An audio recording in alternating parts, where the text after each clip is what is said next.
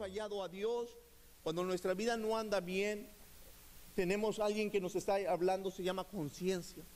Y la conciencia nos hace darnos cuenta de nuestra suciedad, de lo mal que andamos. Y tras de ello, cuando no es solucionado, viene un enemigo que se llama el remordimiento. Nos remordemos, nos sentimos mal, nos sentimos culpables, nos sentimos que hemos fallado. Y no podemos solucionarlos. Cuando nosotros nos cortamos las manos, nos sale sangre. Pero cuando nuestras almas están heridas y están en ese sentimiento de culpabilidad, tendremos remordimiento. Tenemos un sentimiento en nuestras conciencias que nos están cargando y hacernos sentir mal acerca de las cosas que hemos hecho. Muchas personas por remordimiento han cometido peores errores. Se sienten indignos, se sienten lejos de Dios y por remordimiento no se acercan a Dios. He escuchado personas que me dicen, Dios no me puede aceptar a mí, yo soy un diablo, literalmente así me lo dicen. Yo no soy digno, y yo no soy digno de ni siquiera tocar la iglesia, yo no soy digno de estar mi pie aquí. Y ese es el sentimiento que trae la culpabilidad cuando no es solucionada y arreglada de manera correcta. Ahora, esta es la buena noticia el día de hoy. La buena noticia es que Dios no nos creó para vivir en este círculo de condenación. Usted no fue creado para vivir en culpabilidad. Usted no fue creado para vivir en este sistema de dolor. La situación es que si Satanás está constantemente buscando atraernos a este círculo de culpabilidad, pero Dios a su parte está queriendo obrar para nuestras vidas, para darnos la solución para que nosotros no tengamos esta culpabilidad, no nos sintamos culpables por nuestros pecados, no nos encontremos que hemos fallado al Señor. Este es el círculo que Satanás hace. Satanás no se queda con la parte de solamente meternos en tentación. Satanás, su primera obra en nuestras vidas es ponernos pensamientos de iniquidad, ponernos pensamientos de deseo. Habla a nuestras vidas, atrae nuestra atención, busca la manera de atraernos hacia el pecado. La segunda cosa es que de una vez que hemos pecado y hemos fallado, la siguiente parte sigue. Ahora, hacernos sentir mal, hacernos sentir indignos, dejarnos saber lo mal que hemos andado, lo mal que estamos, lo menos que merecemos de Dios, y entonces de esa manera nos tiene atrapados. Si el diablo puede engañarnos, en caer en pecado y luego restregárnoslo en nuestra cara, en nuestra conciencia, de nuestro corazón, él sabe que nos va a detener de nosotros poder cumplir todo el potencial que Dios tiene creado para nuestra culpa, para nuestras vidas. La culpa es un problema que desafortunadamente viene acompañado de otras cosas. No solamente viene acompañado del sentimiento de remordimiento, pero juntamente con él viene un sentimiento de temor. Le tenemos miedo, nos damos cuenta que no queremos que nadie sepa, no queremos que la gente sepa lo que estamos haciendo mal. No queremos ser descubiertos, queremos ser tapados. El escritor de los libros de Sherlock Holmes, este era un señor en Inglaterra y era muy bromista. Y un día se le ocurrió hacer una cosa. Se le ocurrió mandar 50 cartas a los principales personas que estaban en la política y en el gobierno de Inglaterra. Y la carta era muy sencilla, anónima, y decía: ¿sabes qué? Todo fue descubierto, todo el mundo ya se enteró, huye lo más pronto posible. Y se las envió, era todo lo que decía, nomás era una franja así: todo fue descubierto. Y se lo mandó a toda la gente sin saber nada, nomás él se lo mandó a ver qué pasaba. Y 30 de las 50 personas que lo recibieron se fueron corriendo de Inglaterra y se fueron a otros países alejándose, porque sabían que había algo en sus vidas que estaban mal, que fácil ser descubierto, ¿verdad? Qué cosa más terrible es cuando nos sentimos que vamos a ser descubiertos. Muchas veces así nos podemos llegar a sentir, van a decir algo de mí. A veces que invitan a los profetas, ¿no? y predican a algún profeta y empieza a hablar acerca de la vida y que Dios te va a bendecir y que Dios te va a hablar y Dios le empieza a dar revelación. Y muchas veces lo que nos pasa es, dice, híjole, espero que no más diga las bendiciones y no diga las otras cosas que Dios sabe de mí. Y Señor, no te preocupes, yo me arrepiento aquí solito, no le digas a él nada. Ese es el sentimiento de temor que hay cuando nosotros le hemos fallado a Dios. Tememos ser descubiertos, tenemos miedo de que vean nuestras flaquezas y nuestras debilidades y nos estorban. No hay libertad en eso. Dice la Biblia, Proverbios 10:9, dice, quien se conduce con integridad anda seguro. El que anda en malos pasos, ¿qué dice? Será descubierto. Será descubierto. La culpabilidad nos trae miedo. ¿Qué nos trae miedo? Nos trae miedo hacia el rechazo de los demás. Y no estoy hablando solamente de pecados pequeños, estoy hablando que muchas veces nosotros tenemos áreas en nuestras vidas que son bien vergonzosas. Cosas que no queremos que nadie se entere.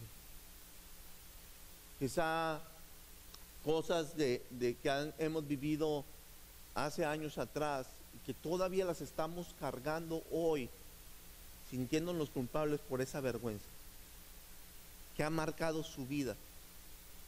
Y tenemos miedo al rechazo. Si supieran lo que hice, si supieran lo que he hecho, me van a rechazar. Y ocultamos las partes más íntimas de nuestras vidas porque no queremos el rechazo de la gente. Ese es número uno. Número dos, tenemos miedo a las represalias, tenemos miedo al castigo. Es que si se enteran lo que hice, me van a castigar. Voy a perder mi matrimonio, voy a perder a mis hijos, voy a perder mi empleo, voy a perder la honra que he adquirido. Me van a ver mal entre la gente que está a mi alrededor. Esa represalia, ese temor de perder algo por causa de la culpa, eso está ahí. Ahora, tienen que entender algo. Todo lo que está oculto, todo lo que no es sacado a la luz, es la área donde Satanás trabaja. Todo lo que está en oscuridad, lo que tenemos tapado, Satanás es el príncipe de las tinieblas.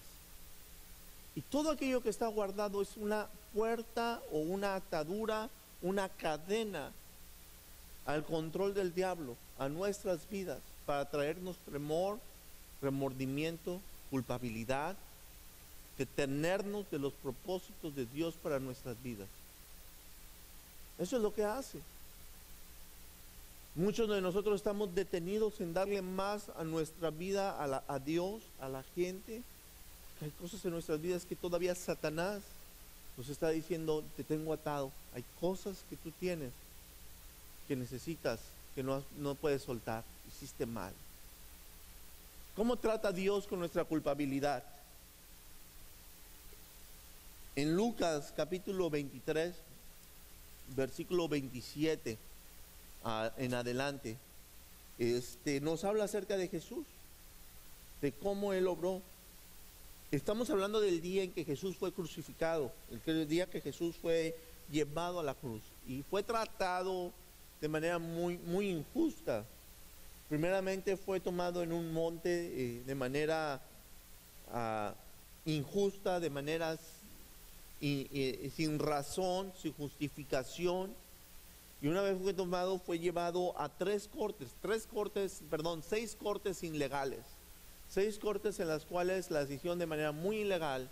A medianoche llamaron a los jueces, a todas las personas. Eran 3 juicios religiosos y 3 juicios romanos que tuvieron. Y las 3 cosas fueron falsas y fueron hechas de manera que no debían de haberse hecho.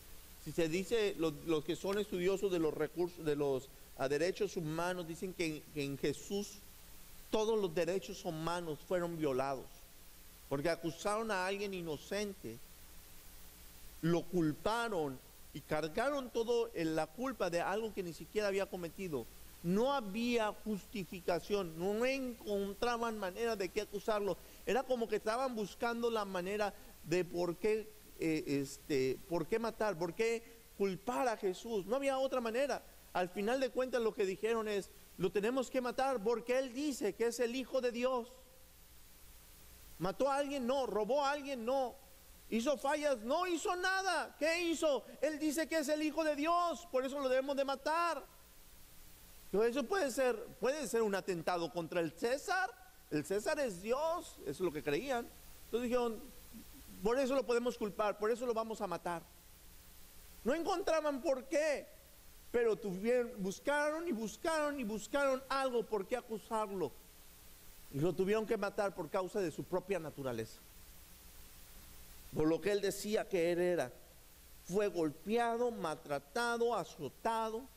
Le pusieron una corona de espinas en su cabeza. Y los que saben de esto, cuando le clavaron la corona de espinas, eso era lo más horrible, era para ponerse loco. El dolor y la sensación en el cerebro que causaba los puntos exactos, estaba tocando la corona de espinas, era para poner loco a alguien, era para volverlo desquiciado en ese momento. Se burlaron de él, le jalaban sus cabellos y le decían, a ver, ¿quién te los jaló? ¿Quién te maltrató? ¿Quién te hizo? Y fue maltratado y pasó por una situación haciendo como si fuera uno de los peores criminales en la historia. Yo creo que muchos de los criminales ahora de la historia moderna, aún los que van a la muerte, se les trata con más dignidad de lo que trataron a Jesús. Era la manera más indigna. Y cuando lo vemos en la cruz, le quitaron todo su ropaje, lo desnudaron para avergonzarlo, sin ropa, en una cruz, avergonzado. Es muy probable que incluso nosotros regularmente tenemos la foto de un Jesús con algo tapado aquí. Es muy probable que ni siquiera eso tenía de ropa, completamente desnudo para traer vergüenza a él, lleno de sangre, desfigurado. Ya ni siquiera podía ver con su propia mirada. Y nos dice la palabra de Dios que él iba en el camino y decía las siguientes cosas. Dice la palabra de Dios en el verso 27, y le seguían gran multitud del pueblo y de mujeres que lloraban y hacían lamento por él. Pero Jesús, vuelto hacia ellas, les dijo, hijas de Jerusalén, no lloréis por mí, sino llorad por vosotras mismas y vuestros hijos. Porque aquí vendrán y dirán, bienaventuradas las estériles, en los vientres que no son cubiertos, que no concibieron, y los pechos que no criaron. Entonces comenzaron a decir a los montes, caed sobre nosotros, y a los collados cubridnos, porque si en el árbol verde hacen estas cosas, en el seco ¿qué no harán? El versículo 32 dice, llevaban con él también a otros dos que eran malhechores para ser muertos. Y cuando llegaron al lugar llamado la Calavera, le crucificaron allí, y a los malhechores, uno a la derecha y otro a la izquierda. Ya Jesús, estando en la cruz, completamente avergonzado, desnudo, golpeado, lo levantan, y estando levantado, quizá ni siquiera podía ver claramente por la sangre que había en su rostro. Dice una de las frases más tremendas: esto no se trata de él, esto no se trata de su persona, eso se trata de usted y de mí. Eso se trata de la gente. Y dice la frase, dice, Señor, Padre, perdónalos, porque no saben lo que hacen. Y repartieron entre sí sus vestidos y echando suertes. Y el pueblo estaba mirando, y aún los gobernantes se burlaban de él, diciendo, a otros salvó, sálvense a sí mismo, y este es el Cristo, el escogido de Dios. Dice la palabra de Dios. ¿Cuál es la frase de ellos? Se burlaban de él. Él estaba diciendo, perdónalo. Se burlaban de él. Y le decían, sálvate a ti mismo. Pero ¿sabe qué? Cuando Jesús fue a la cruz, esto no se trataba de salvarse a él, ni se trataba de su bien. Él no se iba a salvar a sí mismo.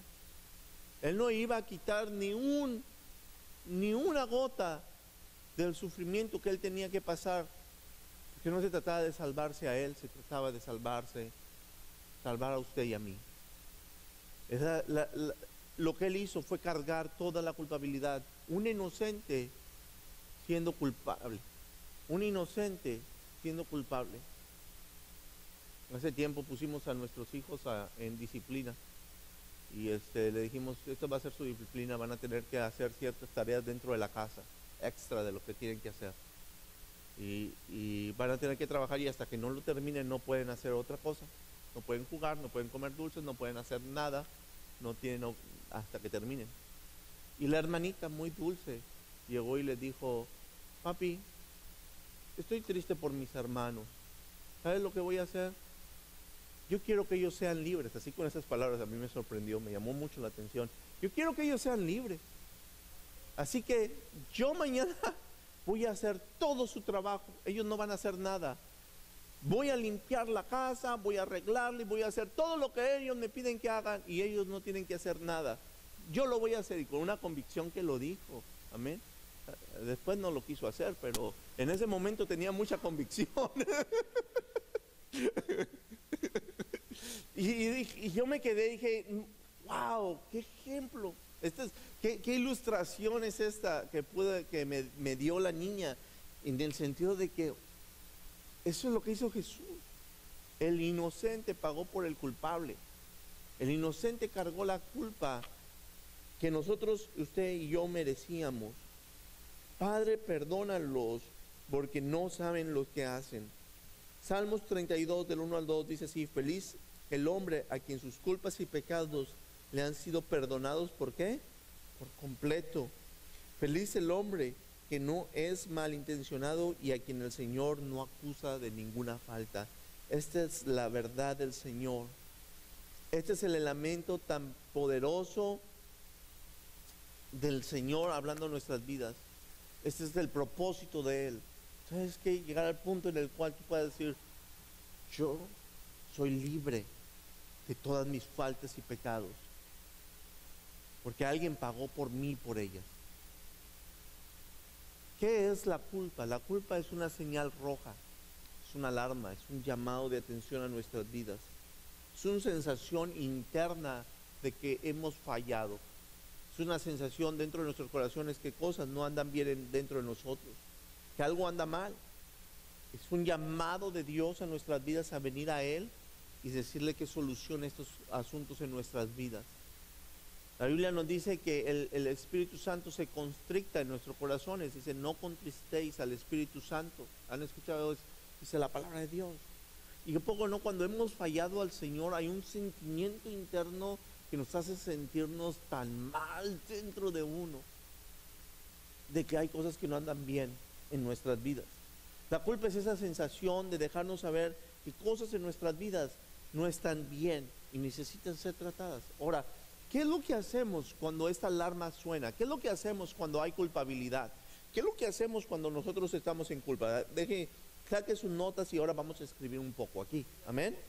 Número uno, lo que hacemos es evadirlas al máximo y hacerlas pensar que no pasó nada, aquí no sucedió nada. Queremos encerrarlos en un closet de tal manera que nunca más se vuelva a mencionar y se vuelva a decir.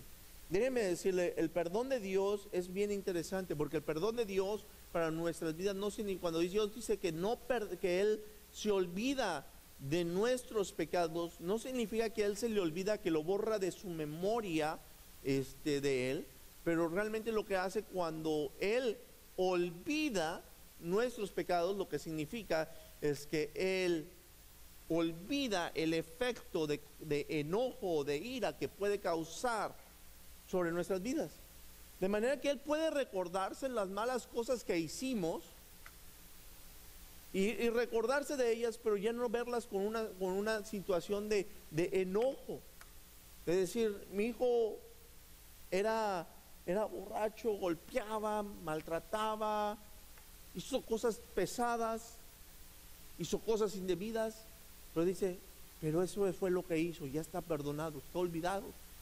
Y aunque viene a la memoria de Dios, Él lo ha resuelto. Nosotros muchas veces tratamos de olvidarlo y hacerlo a un lado como si nunca ha pasado nada. Y ese es el problema. Cuando estamos tratando de olvidar como si nunca hubiera pasado nada, esto es lo que pasa. Viene cuando viene el recuerdo de nuestros errores y nuestras fallas, vuelve una vez más la sensación de dolor, de tristeza, de culpabilidad, de remordimiento en nuestras vidas, como si lo hubiéramos hecho el día de ayer. Había un hombre que había cometido adulterio a su esposa, y el hombre, a pesar de su adulterio, cada vez ha tratado de olvidarlo como si nunca hubiera pasado nada, y nunca quería mencionarlo, y esto era algo como que un tema prohibido dentro de su vida. Nunca se mencionaba, lo había guardado el tema, pero cada vez que venía a su memoria que había fallado, era una sensación una vez más de suciedad, de incomodidad, de angustia a su vida, porque eso es lo que pasa cuando tratamos de resolver los problemas así, olvidándolos. No pasó nada. Lo que sucede es que no te liberas del problema, no te liberas de la culpabilidad.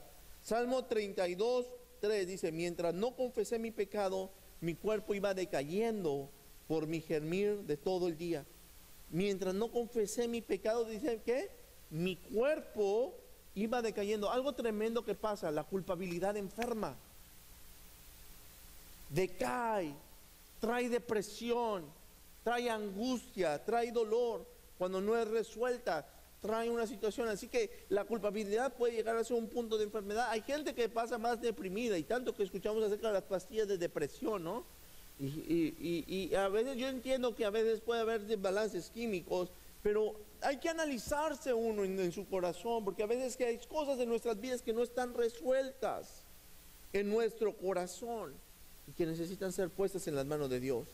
¿Qué hacemos con la culpabilidad cuando la encerramos, cuando la ponemos en un compartimento? Número uno, lo que hacemos es minimizar. Queremos minimizar. Oh, esto no fue tan malo, eso no fue tan grave, eso pudo haber sido peor. Hay gente que ha hecho cosas malas, ha hecho cosas peores, y empezamos a buscar quiénes ha hecho cosas peores, ¿verdad? Mira, como aquel que vaya, ese sí es malo, para que veas. Lo que yo hice no fue tan malo. Y esa es una forma de engañarse a uno mismo. Eso es un lado, no fue tan malo, ¿verdad? A menos que fue con una, hubiera sido con dos y hubiera sido diferente. Ponemos, minimizamos nuestras faltas y no tomamos completa responsabilidad de ellas. Número dos, la racionalizamos. ¿Qué es racionalizar? Significa que la meditamos y pensamos sobre de ella, y tratamos de ver nuestra forma de pensar. Lo pensamos de forma analítica, pero eso no quita de nuestra alma que hay heridas en nuestros corazones que necesitan ser descubiertas. Proverbios 28:13 dice: quien encubre su pecado, ¿qué dice? Jamás prosperará. Quien encubre su pecado jamás prosperará.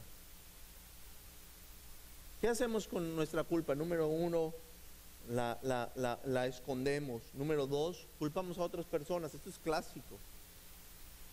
Esto es tan viejo como el hombre, como el ser humano. Adán y Eva, ¿no? En el Génesis capítulo 3, Eva comió del fruto del bien y del mal, de la ciencia del bien y del mal. Se la llevó a Adán, y los dos cayeron en el pecado que conocemos como el pecado original. Y cuando Adán platicaba abiertamente con Dios, y Adán y Eva platicaban abiertamente con Dios, pero en ese día, después de que comieron, se dieron cuenta que estaban desnudos, se pusieron ropas, y esta es la primera vez que se dieron cuenta que su cuerpo era malo y que había cosas en él que no les gustaba.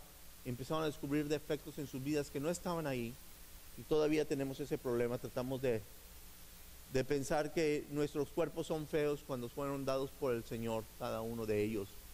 Amén. No necesita cambiarle nada. No necesitamos cambiarle nada, así como Dios nos hizo. Pero ese sentimiento de culpabilidad los hizo esconderse, y Dios los estaba buscando y le dijo: Adán, ¿dónde estás? Aquí escondido, estoy desnudo. ¿Quién te dijo que estabas desnudo? Es que me di cuenta, comiste del fruto del bien y del mal.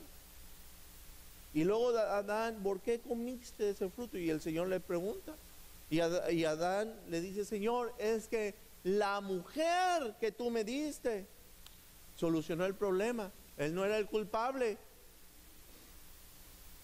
Yo no sé por qué no hubiera sacado nomás a Eva y le hubiera dado otra, ¿no?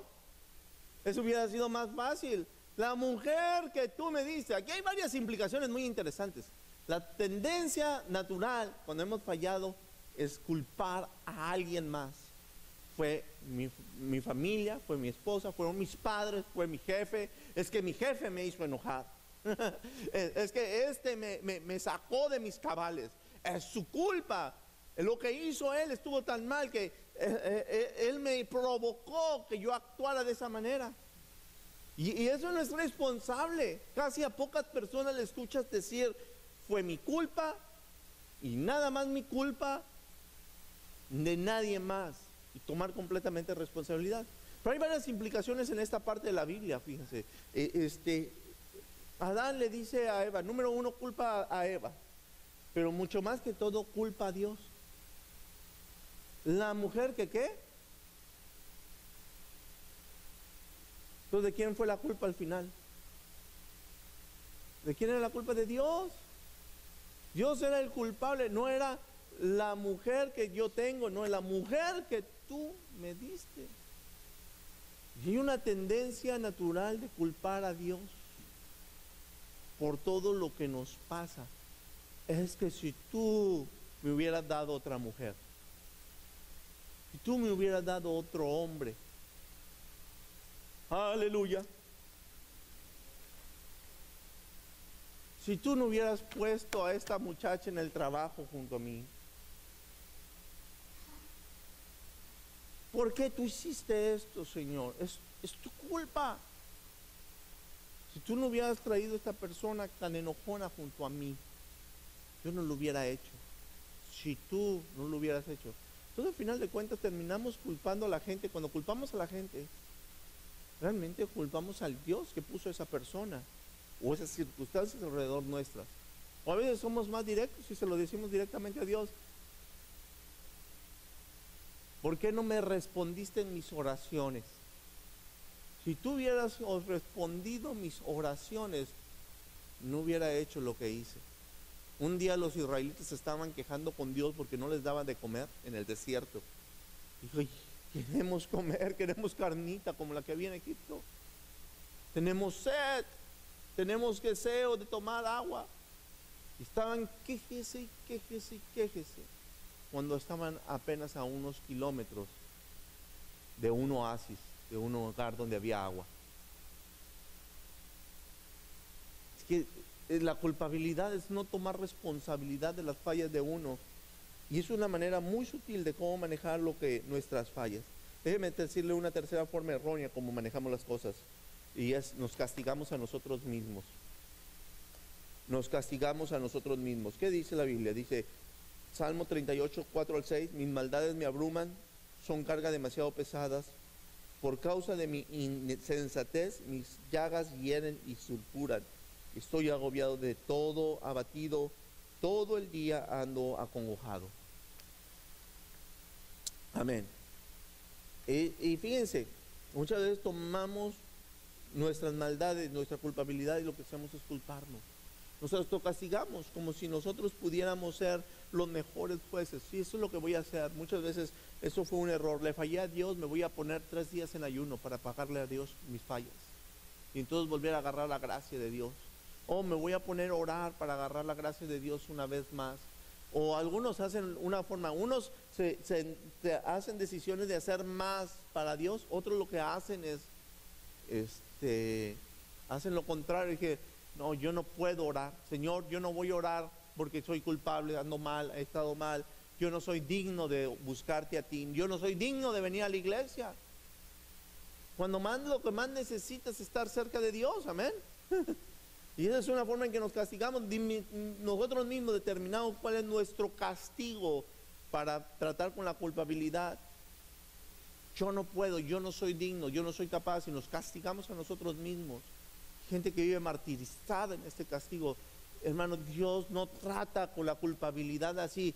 Qué bueno si ayuna, busca a Dios y asiste a la iglesia, hermanos, pero no lo haga por la culpa, hágalo porque usted es perdonado y redimido por la sangre de Jesús, porque ama a su Dios, amén. Una vez Martín Lutero estaba leyendo la Biblia, y Martín Lutero era un hombre que dice, pero ¿cómo voy a poder pagar mis pecados delante de Dios? Son muchos y son grandes, y reconocía que Dios era santo y se sentía indigno, y lo que hacía es que todos los días, en las noches, por horas, pasaba con un látigo golpeando su carne, porque era la manera como castigaban la carne pecaminosa, y se golpeaba y se golpeaba y se golpeaba y se golpeaba. Pasaba tiempo de rodillas rezando y pidiendo y reclamando, y se confesaban. Hasta los personas que recibían la confesión decían, ya no te confieses más, nomás pasamos contigo. Pero decía, es que no encuentro paz en mi corazón. Hasta que supo, el justo por la fe vivirá. Aleluya. Y no hay otra manera. Yo no puedo alcanzar a Dios, no puedo hacer nada para encontrar el perdón de Dios. Y qué bueno, porque Dios lo hizo todo por mí, de manera que no lo tenemos nada que hacer. Eso fue lo que hizo Jesús en la cruz. Perdónalos porque no saben lo que hacen. Perdón, así de fácil. El Señor dijo una frase poderosa, transformadora para nuestras vidas. ¿Cómo lidia Dios con la culpa? A través de su poderosa obra en la cruz. Él paga por nosotros todas nuestras culpas. Él paga por nosotros todo nuestro dolor, de manera que usted y yo ya no tenemos que andar sufriendo esas cargas.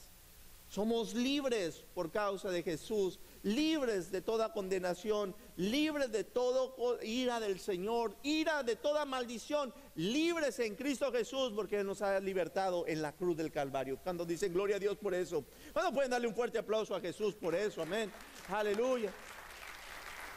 Sí. ¿Cómo lidio con mi culpa? Número uno, esto es lo que sí es bíblico. Número uno, admítelo. Admítelo. Tenemos que admitirlo. Tenemos que reconocer que nosotros hemos fallado, porque yo reconozco mis rebeliones y mi pecado está siempre sobre de mí. Pero en el Salmo más adelante dice la palabra de Dios de la siguiente manera, Juan 1:8. Si decimos que no tenemos pecado, nos engañamos a nosotros mismos y la verdad no está en nosotros. Más adelante dice la palabra del Señor, ahí mismo, pero si confesamos nuestros pecados, Él es fiel y justo para perdonarnos y limpiarnos de toda maldad. Número uno, ¿qué necesidad? Admite, hay cosas en tu vida que no andan bien.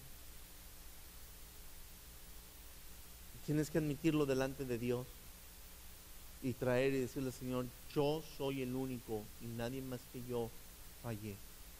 No fue en la tentación que me puso el diablo, ni la mujer que se me puso enfrente, o el hombre, o la situación, o las cosas que están enfrente de mí. No fueron mis amigos, no fueron mis padres, no fueron mis hermanos, y yo.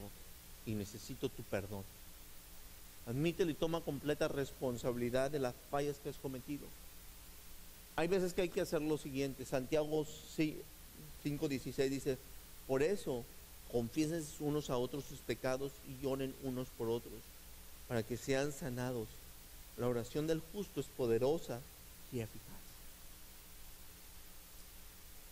Había un muchacho que estaba batallando con homosexualismo, y no se lo quería mencionar a nadie.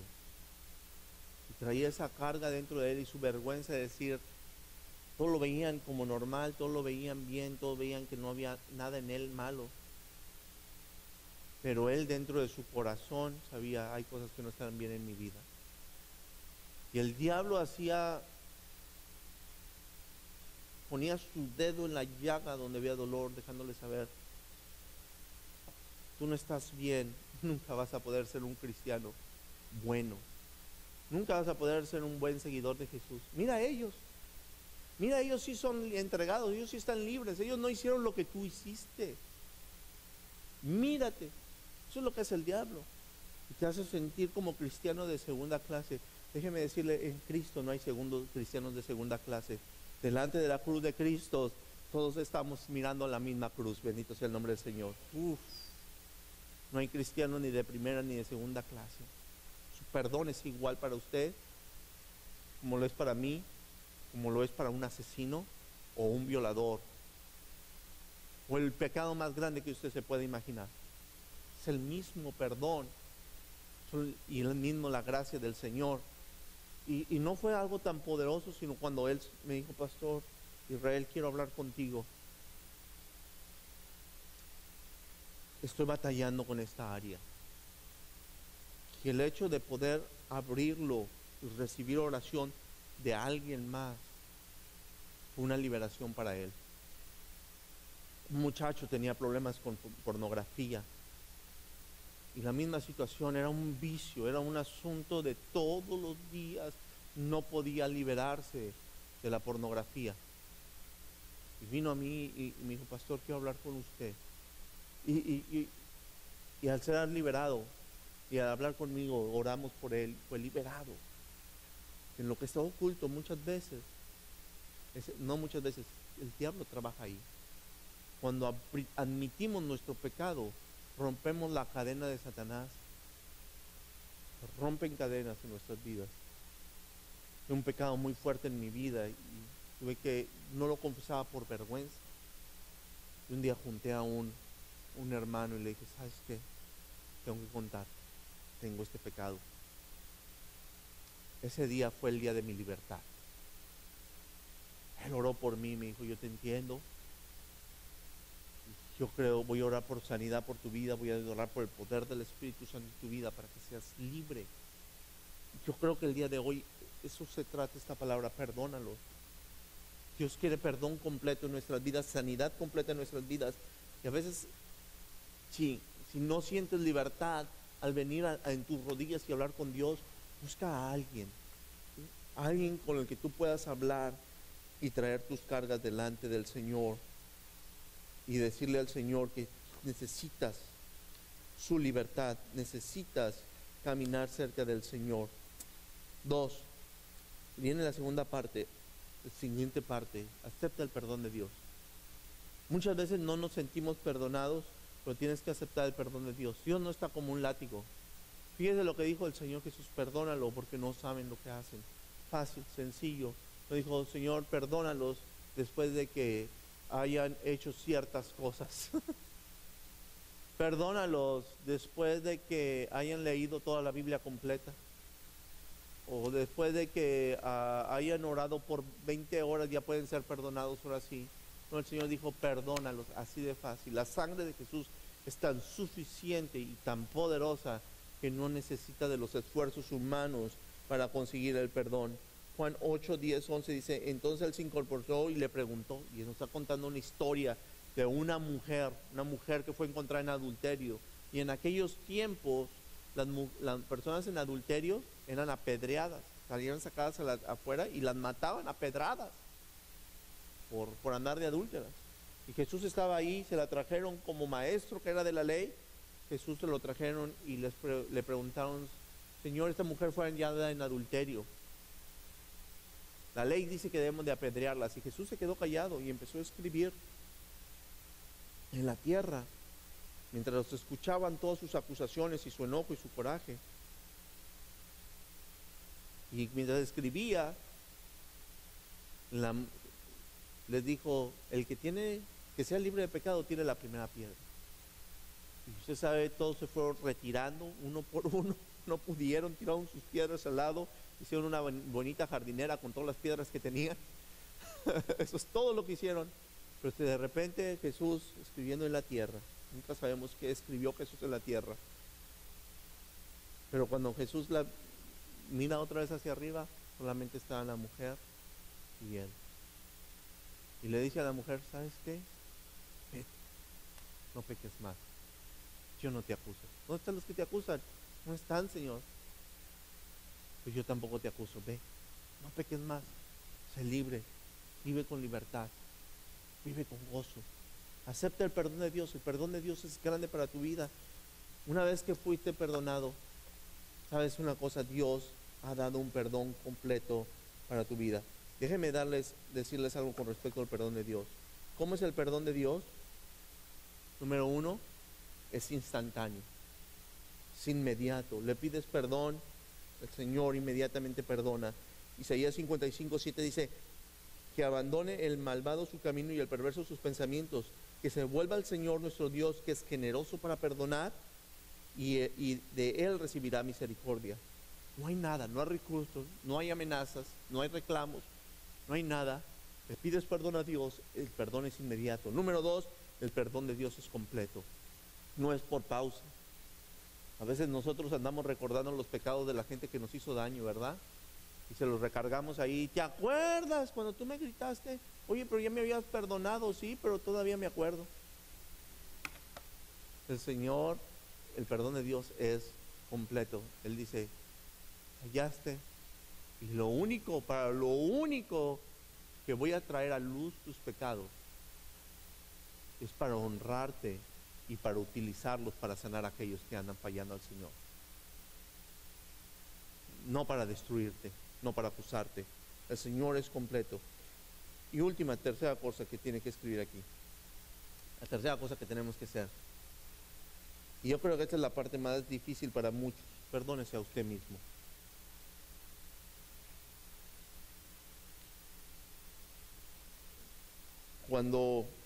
Yo creo que esa es una parte muy difícil para cada uno de nosotros. En lo personal, recién convertido, antes de ser cristiano, yo viví una vida muy desordenada. Y hay muchas cosas de las cuales me avergüenzo de que hice. Cosas de las cuales no podría ser ejemplo en absoluto. Vergonzosas, sucias, feas. Y algo que hacía es que durante varios años, desafortunadamente fueron años, yo venía al Señor pidiéndole perdón por lo mismo. Una, otra y otra y otra vez y otra vez, por algo que ya había hecho años atrás. Hasta que alguien me enseñó esto. Dios ya te perdonó. Ahora necesitas aceptar el perdón de Dios y perdonarte a ti mismo. Ya. Eres libre de eso. Me acuerdo una muchacha nos vino a contarnos todo lo que estaba pasando en su vida y lo mal que se sentía y lo indigna de seguir al Señor que era. Y le dijimos, cuando vimos en ella, dijo, ¿ya le pediste perdón a Dios? Sí, pero todavía no me siento bien. ¿Y ya te perdonaste a ti misma? Le preguntamos. Se nos quedó viendo, ¿perdonarme a mí misma? Sí. Tienes que sentirte ya, decir, ya esto que hice ya no tiene que hacer un efecto en mi vida, que no tengo que recordarlo como una mancha en mi vida. Le hicimos en ese día, oramos con ella y la hicimos orar, de manera que decimos, ya no me voy a cobrar a mí misma lo que yo ya me perdonó. Yo no me voy a reclamar ni me voy a juzgar por lo que Dios ya perdonó. Isaías 43, 18, 19 dice, olvide las cosas de antaño, ya no vivan en el pasado, voy a hacer algo nuevo, ya está sucediendo, ¿no se dan cuenta? Estoy abriendo un camino en el desierto y ríos en lugares desolados. Dice la palabra de Dios, ya, olvídense del pasado, lo que pasó yo ya lo perdoné, no lo traigas a memoria, no te cargues más. Ahora puedes vivir en libertad. Hay algo nuevo que quiero hacer en tu vida, algo glorioso. Quiero levantarte, quiero bendecirte, quiero transformarte, quiero hacer cosas grandes en tu vida. Segunda de Corintios, me encanta este pasaje, este es un versículo poderoso. Segunda de Corintios 5, 17. De modo que si alguno está en Cristo, nueva criatura es. Las cosas viejas pasaron, todas son hechas nuevas. Sí, yo era un parrandero, yo era un alcohólico, yo era un vicioso, yo era tantas cosas, pero era. De modo que si estoy en Cristo, nueva criatura es. Usted ya no es lo que era antes, ya no es el hombre de pecado, aun si el pecado surgió recientemente. De modo que si alguno está en Cristo, la sangre de Jesús es poderosa para limpiarle y renovarlo y limpiarle de toda maldad. Sí, dice el Señor, no juzgues tu futuro en base a lo que hiciste en el pasado. Porque el Señor el pasado lo clavó en la cruz, de manera que los errores del pasado no dirijan tu futuro. Al fin y al cabo, el que quiere dirigir tu futuro es el Señor. Y Él nos hace sentir de que somos libres, libres de culpabilidad, libres de falla, libres de todo. Es como si nunca hubiéramos hecho nada, es como si siempre hubiéramos andado bien en nuestras vidas. Eres libre, ya no hay nada más. No me debes nada, dice el Señor, ni te lo voy a cobrar. Pero de ahora en adelante lo que voy a hacer es vivir por la bendición. Vas a vivir y te voy a bendecir y te voy a ayudar. Nueva criatura eres, llena de bendición y de gracia y del poder del Señor. No más culpable. Hay algunos de nosotros que hemos sido que hay gente que sabe nuestras fallas y nuestros errores. Déjame decirte algo. Si Dios te perdona, no importa si la gente no te perdone, tú eres libre ya. Si hay cosas que se han sido descubiertas, han salido a la luz, que han sido vergonzosas en nuestras vidas, tú has venido al Señor, el perdón de Dios, y es libre. Me acuerdo de los dos hombres, uno al lado del derecho y otro al lado izquierdo,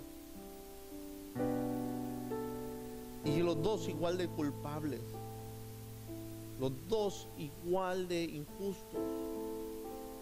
Pero el Señor, uno de ellos dijo: Señor, yo quiero que me perdones, yo quiero estar contigo en el paraíso. Y le dijo el Señor: eres libre. Hoy vas a estar danzando con Abraham, con Moisés, con Isaías, vas a estar con los profetas, vas a cantar con los ángeles, te vas a sentar a mi mesa. Tú vas a ser mi hijo preferido. Tú vas a estar conmigo en el paraíso. Vamos a cenar juntos. Y qué de todo el pecado que cometió, que lo llevó a esa cruz, olvídalo.